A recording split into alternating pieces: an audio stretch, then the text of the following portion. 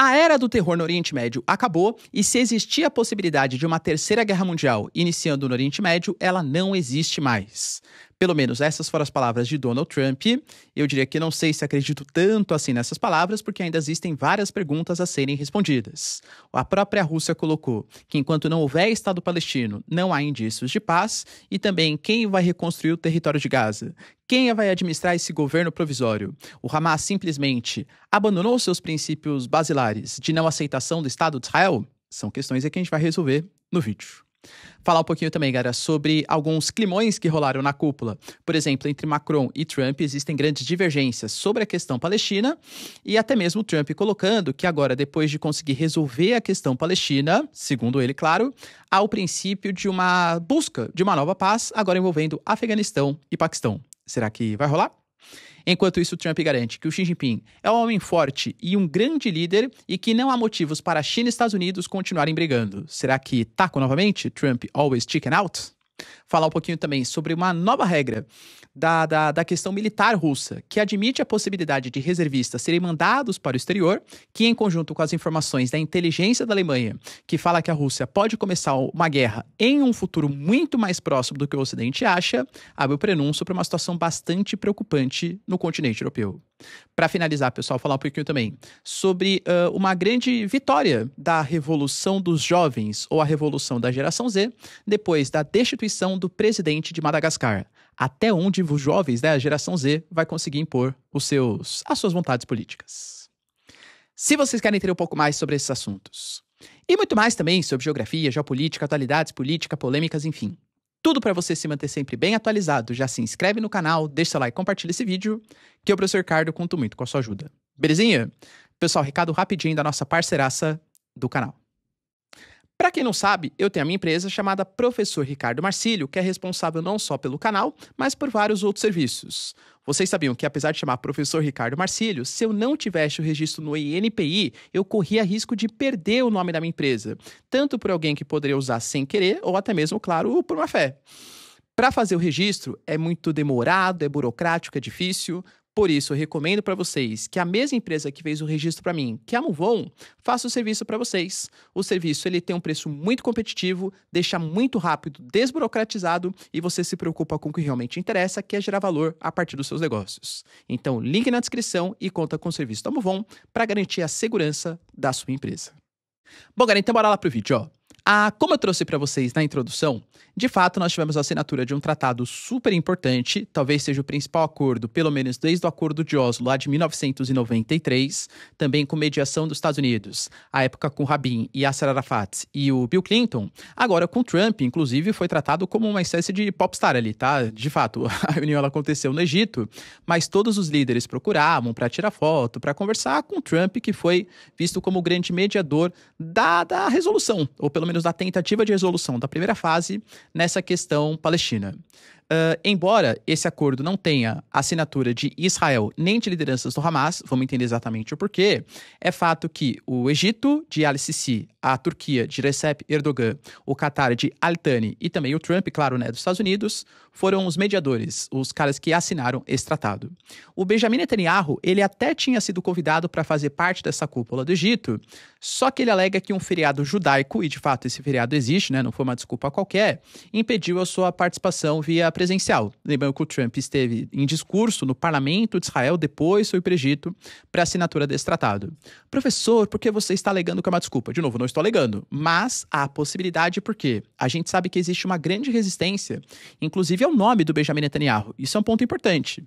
Quando você pega, por exemplo, o Tribunal Penal Internacional, ainda condena o Benjamin Netanyahu como um criminoso de guerra. Quando você pega alguns países como a França, como o Reino Unido, como o Canadá, como a Austrália, eles acham legal a criação do Estado palestino e aceitam que exista o Estado de Israel. Mas não sei se concorda exatamente com a figura Benjamin Netanyahu comandando, esse Estado israelense, a figura de primeiro-ministro, que a gente vai discutir aqui no vídeo, até um espaço de contestação. O Benjamin Netanyahu, ele é muito contestado internamente e externamente. Claro que, assim, ir na esteira de um acordo de paz com o Hamas, podendo reduzir as tensões na Palestina, pois isso aumenta demais a sua popularidade. Mas existem princípios um pouco preocupantes. A própria Turquia, por exemplo, Recep Erdogan, ele ficou ali rondando o Cairo, né, para saber se ele ia pousar ou não, até ter a confirmação que o Benjamin Netanyahu não estaria na cúpula. Então, sim, existe essa dúvida aí, né, se o Benjamin Netanyahu vai ser um líder reconhecido por outros membros da comunidade internacional. Outro ponto importante. O Hamas, ele cumpriu a sua palavra, libertou os 20 reféns. Existem vários reféns que, infelizmente, estão mortos, né? E que, obviamente, não foram libertados ainda, até porque o Hamas nem sabe exatamente onde eles estão.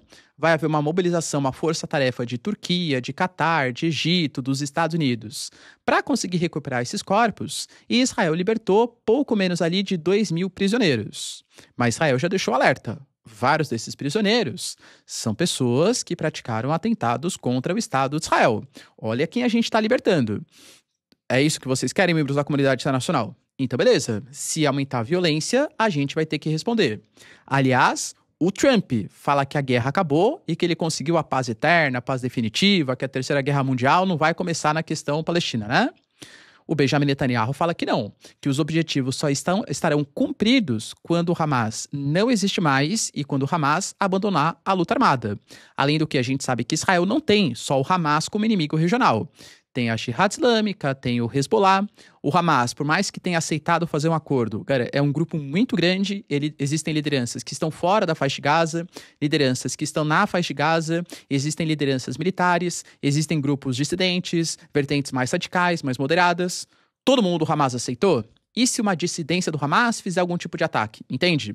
Porque o Hamas, por exemplo, já deixou claro, palavras oficiais do Hamas, tá? O Hamas não participará dessa fase de transição, o que significa que abrimos mão de Gaza, mas continuaremos sendo uma parte fundamental do tecido social palestino.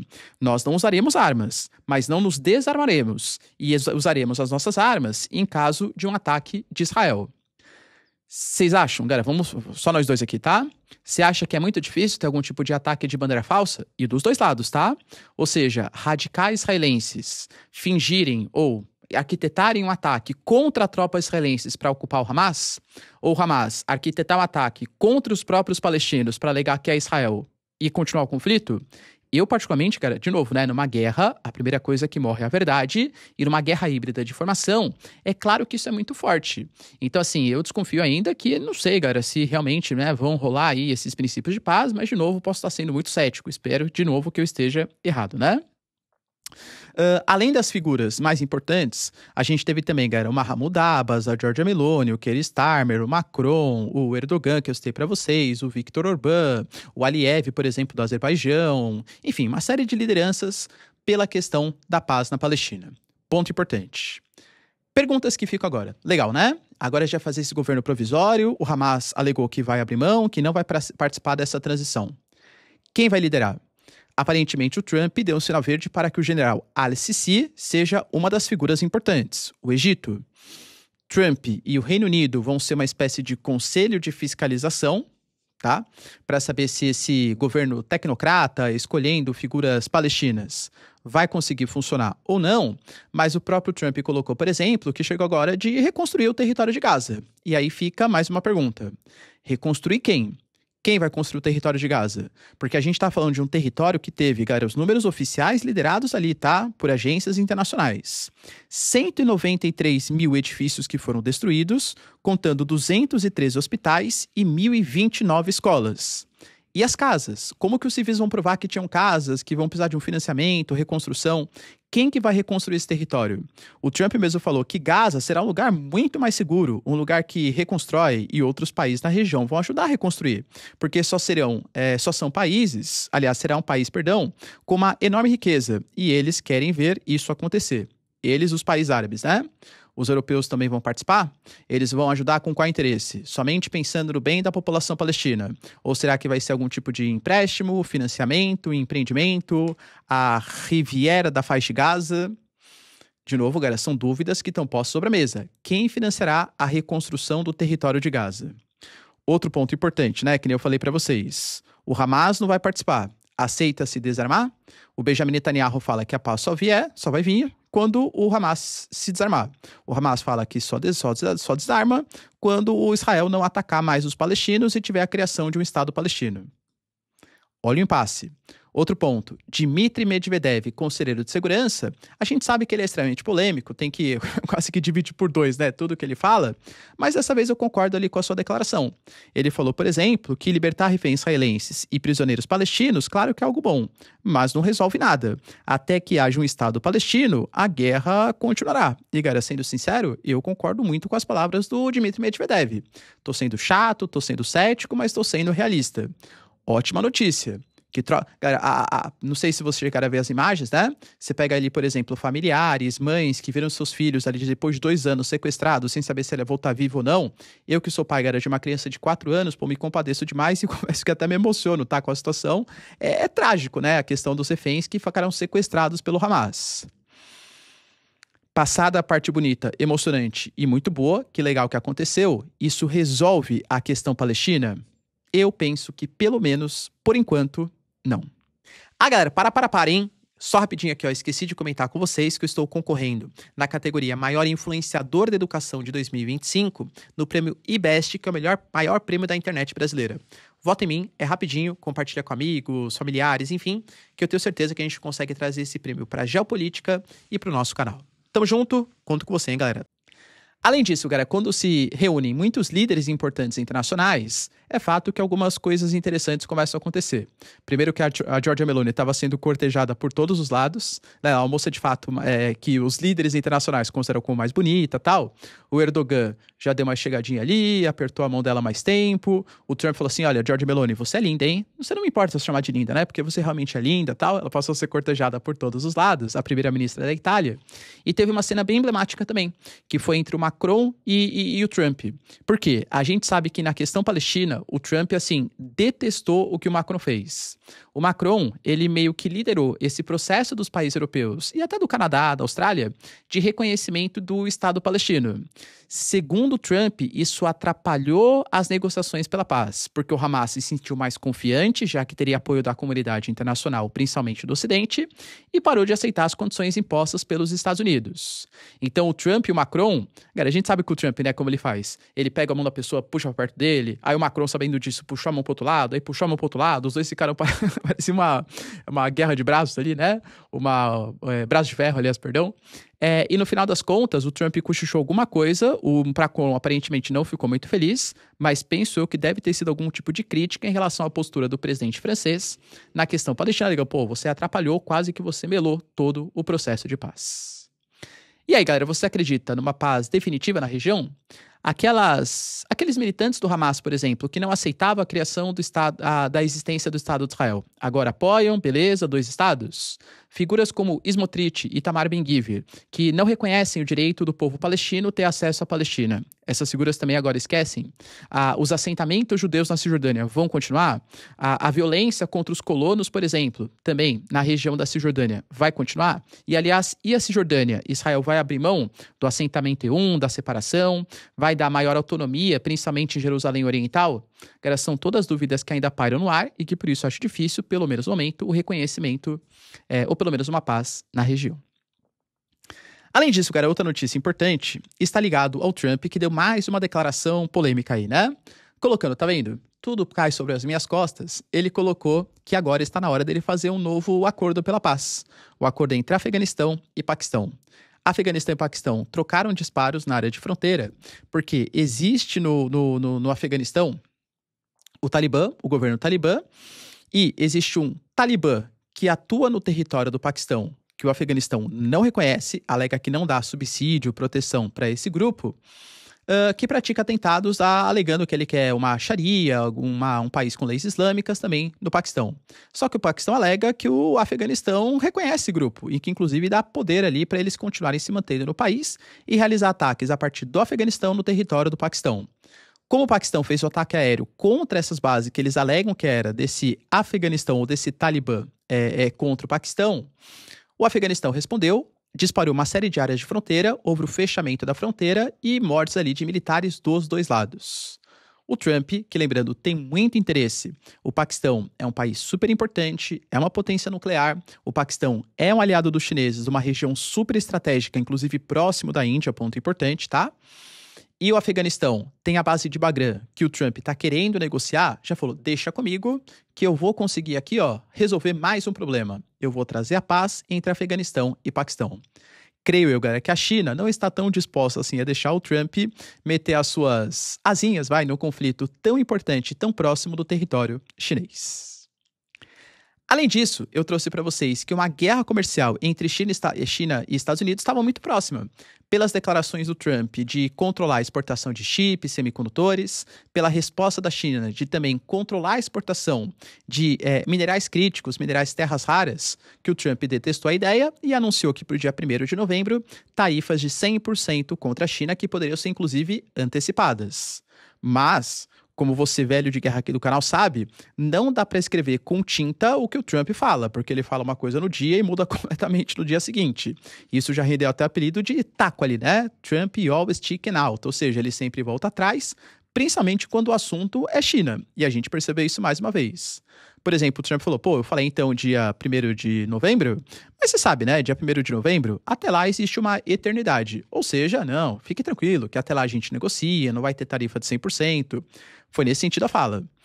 Ele também falou que ele tem um ótimo relacionamento com o Xi Jinping, que o Xi Jinping é forte, é muito inteligente, que é um grande líder, e alegou, inclusive, que está recebendo agora centenas de bilhões de dólares.